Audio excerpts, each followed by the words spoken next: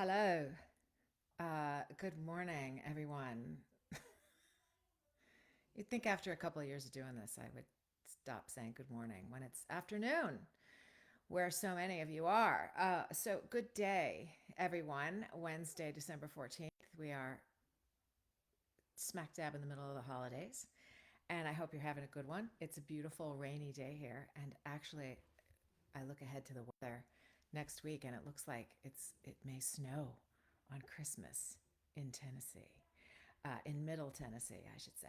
So I'm kind of excited about that. I hope you're having a good Wednesday and that your week is going well, and that you are maintaining a spirit of hope and expectancy um, through the season.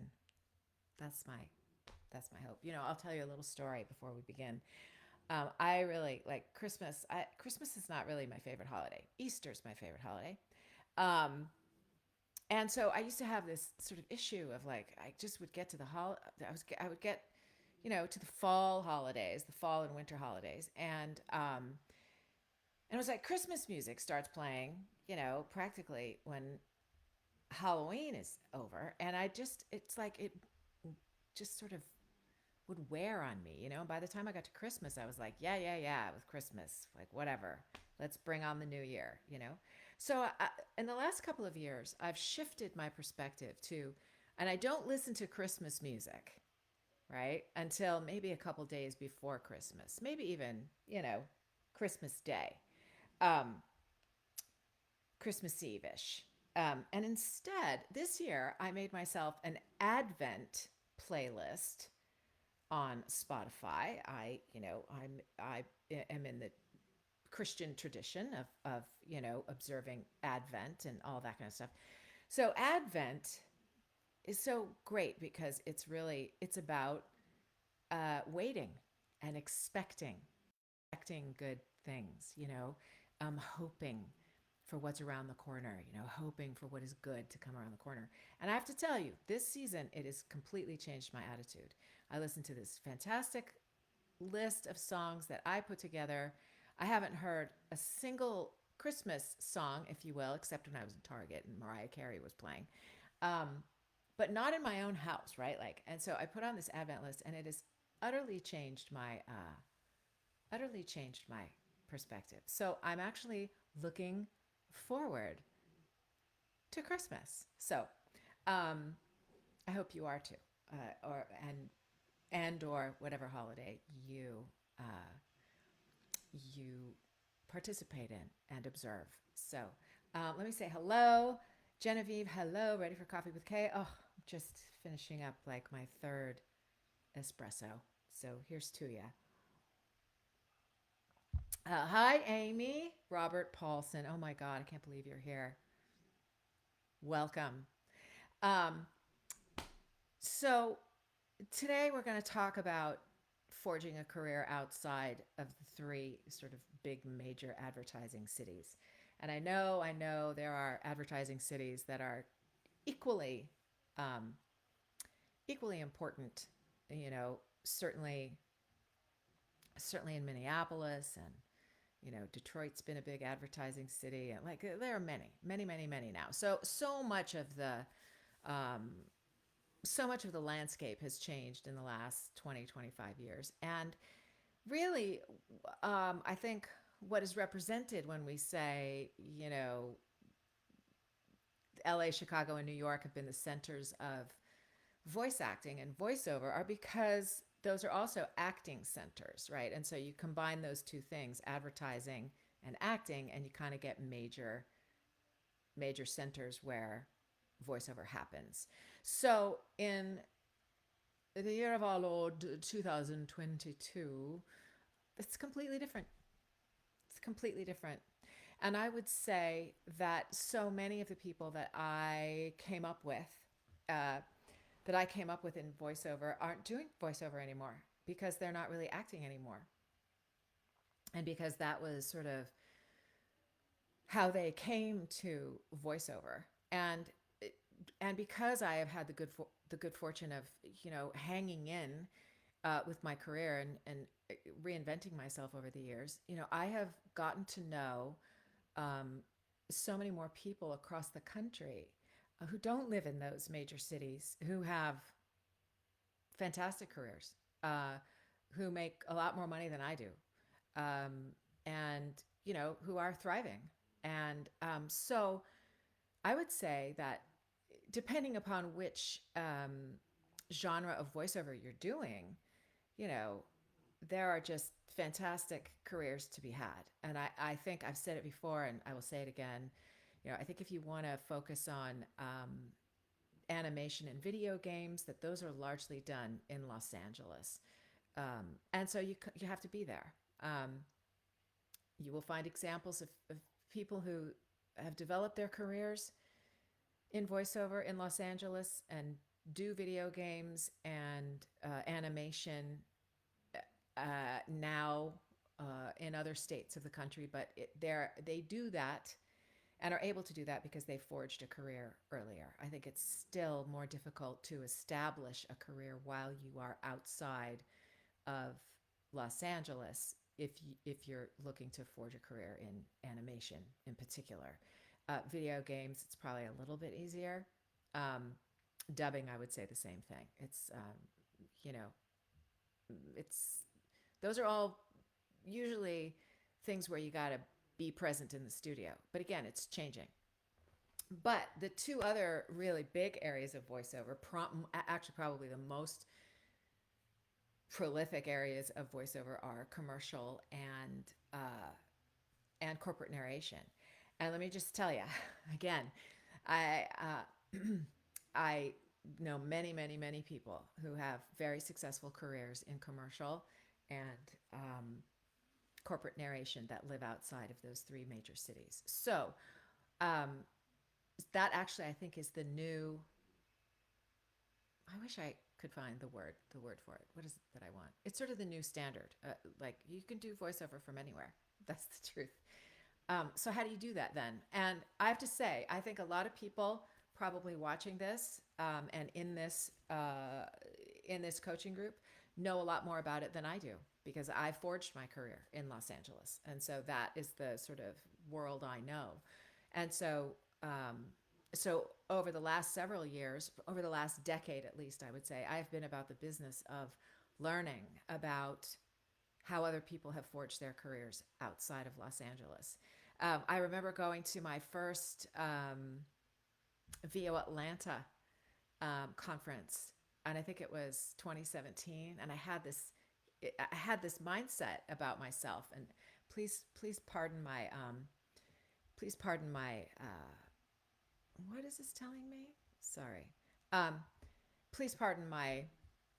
I hope you can see me. I'm getting all these notices that my frame rate isn't right. I'm hoping. I'm just going to carry on. Okay. Um, so I hope you'll pardon my hubris because I went to my first VO Atlanta conference and I thought to myself, I have all this knowledge. I have all this information. To bring to the rest of the country. It was a little bit like I know more. And it was such a great long weekend, because um, I think I probably learned more than what I taught.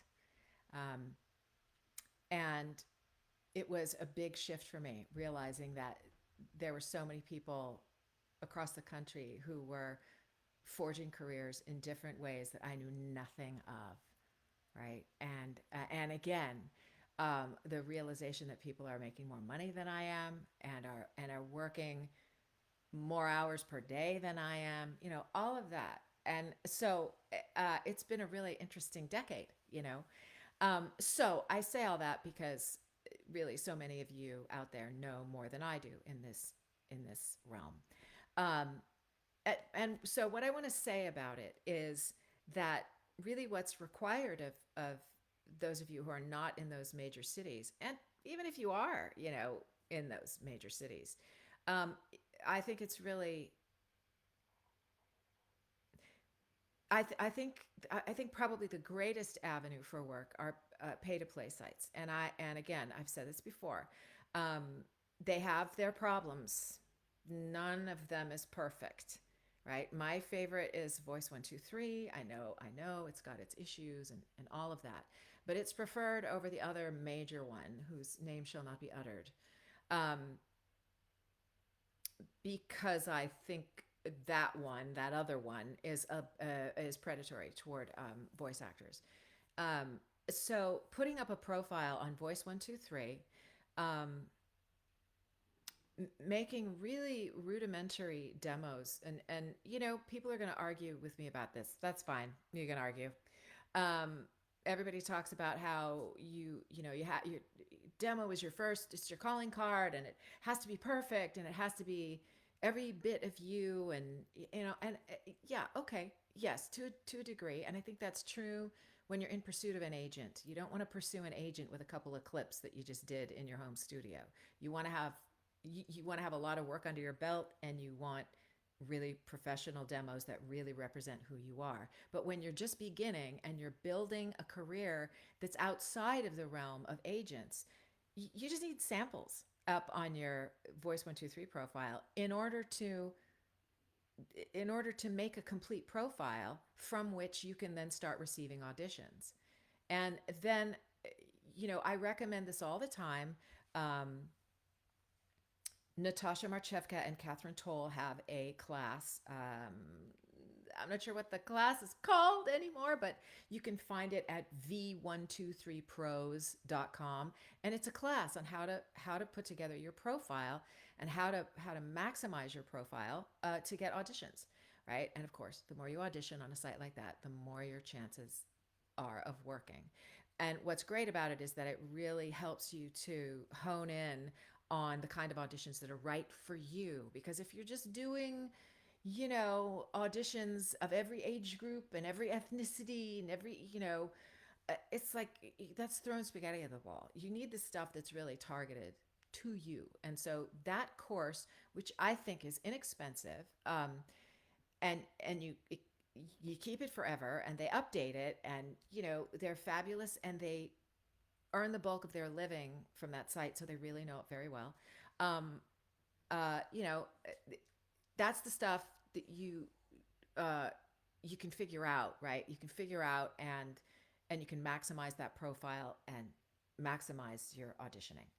Um, and then, of course, you know, if you're really, I would say, extroverted and really like get up with a lot of energy, not like me, um, and you're really kind of a gregarious person, and you're comfortable reaching out to people, cold calling, if you will, the old that old phrase, cold calling. Does anybody call anymore? Maybe people do, and I don't, and maybe that's my problem. Anyway, cold calling. If you're comfortable with that, you can build a career just off of LinkedIn, uh, depending upon how you market and how you target clients, right? And I know several people who do that. They don't have agents. They don't have pay to play sites. Um, they they go seek out their clients, right? Most people, I would say, well, and Tracy Lindley has a course about how to max out your LinkedIn profile, and it has all kinds of other resources there as well. And again, reasonably priced. You keep it forever. Super helpful. That's how Tracy makes her living, so she knows what she's talking about, and super helpful. Both of those courses, and I don't. They're not paying me. I don't get a cut. I love them. I love those programs, and I love those people. Good, honest, fantastic people, talented people. Um, but I think that most people do a combination of things, right? They seek out regional representation. They use pay to play sites, and they use LinkedIn to one degree or another, right? So um, so that's how people forge, careers outside of those major cities. And I think personally, it takes a lot of tenacity, and it takes a lot of drive, and it takes a lot of willpower, it takes a lot of consistency, a lot of patience, And stick to itiveness. It's a word my mother used to use. I loved it. Stick to itiveness. That's the truth. It takes years to develop and cultivate a voiceover career. So the stuff you need to avoid is the how to earn $1 million in your spare time. Just follow this course. It's not true. It's not that. And anybody who says that that's what they did, they won the voiceover lottery if that's what they did, because it's just not a common occurrence. Careers are built over time with experience, um, the maintenance of relationships, and really the best work is repeat work. That's the truth. Building a clientele, people who come to know you and to trust you, that you will provide for them what they need. You do that well, consistently, in a timely way, at a good and fair price, um, and you're going to keep your clients. You're going to keep your clients. That's the truth. So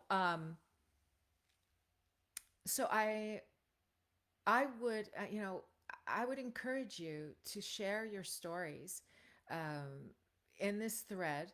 About if you're someone who has built a career outside of those three major cities, um, in order to just share your wisdom, right? Because again, I'm telling you, you have more wisdom than I do when it comes to that. I come from this tiny little realm over here, and it is a realm that is disappearing. You know, there's just so much more work to be had across the country. And again, I will specify that I think animation, video game, likely dubbing, those are specialty areas that really do take place. Um, I think in Los Angeles. I think there's a lot that happens in New York as well. Um, but animation, the center of the universe, the animation universe, is Los Angeles, Burbank. That's just a reality. That's where it is. Um, let's see. Let me see. John M. Wood. Price going up after January 1st. Is that for what's that for? The price is going up on Voice 123 or Natasha and Catherine's course? Can you clarify, please? Krista, hello. Nice to see you. I think, yeah. Okay. Um, so in the end, um, okay, great. Okay, John. So for the Voice 123 Pros course, the price is going up after the first of the year. So you still have a couple weeks if you don't have that course. And honest, I have the course. You know, uh, so check it out. It's helpful. um, and then they also offer individual coaching if you want somebody to kind of suss out your profile page once you have it up and running. So just know that as well. Um, so I guess really what I want to say is, the how to, right? The how to is, um, you know, um, the how to is something like I can't sort of give you details because I'm really not. It's not my area. Um, but follow those resources and just know that usually people who forge their careers are using a combination of um, those three ways in, right? Regional agents, um, pay to play sites, LinkedIn. And I want to say one thing, and then I will let you go, about agents and about the value of regional agents. I think with a lot of people, they have this idea that if I could just get an agent on the coasts, that my career is going to really take off and really bloom from there. And I want to say the realm of agenting has really changed. And again, with regard to animation, video games, dubbing, yeah, that's probably true. If those are the areas that you want to work in, having a an agent a national agent, if you will. I don't know exactly how to define them, but an agent LA, New York, is probably going to be helpful. But in every other sense, in every other way, regional agents are little gold mines. That's the truth. I have a couple. My agent, Atlas Talent, is on both coasts. And so I don't read a lot from my regional agents. And here's why: they get much of the same copy, commercial copy, narration copy as my as Atlas. And so I'm not going to read in two places. You don't want to do that, right? And Atlas is my primary agency. So I just want to say, like, regional agents get great copy, and they do that because casting companies are casting a wide net in order to find talent. So if you get yourself, um, on the roster of some good regional agents, honestly, there's no reason to seek out coastal agencies unless you are, you know, really focused on those on animation and video games. So uh, so don't be fooled is really what I mean, and don't think that because you don't have an agent in New York or Los Angeles that your career's not going to go anywhere. That's not true. It's just not true. Um, a career outside of the major cities is going to be because you are driven and tenacious and a self starter. And you get up every morning and you set your sights, on your career and what you want, right? That's really the bottom line. It's true of it's true of people who are just solely represented. I'll say that about myself, right? It's important that I stay focused, get to my auditions, right? But the point about that is the auditions come to me. And I think that is that's the scenario that I grew up in. I don't pursue auditions. And I think if you have a career outside um, of those major cities, you are the one seeking out your auditions. And that's why you need to be driven to do it, right? If that makes sense. But then again, adding regional agents is going to be helpful. It's the magic combination, I think, right? Pursuing all of those avenues of work, and all of those avenues of opportunity, I should say, because the more opportunity you have, the more opportunity you then have to work, the more chance you have of working. So I am going to leave you with that. Again, I do encourage you to share your stories about what works for you, and even more importantly, the things that you've tried that haven't worked or that you need some encouragement um, in handling, or roadblocks that you've come up against, because you know we have a lot of collective wisdom here. So I'm going to leave you with that, and hope that you have a great rest of your Wednesday, great rest of the week, and a fantastic weekend. And blessings of the season to you. And thank you for being here. And as always, find me. As you have a question, find me and ask. And I will do my best to answer, or to direct you to somebody who has a better answer than I do. All right, loves. Thank you very much. Have a good one. Talk to you soon. By the way, like, I have a new lens. My face is a little bit too close up, don't you think? Should I reset my camera? Anyway, okay, take care. Ciao.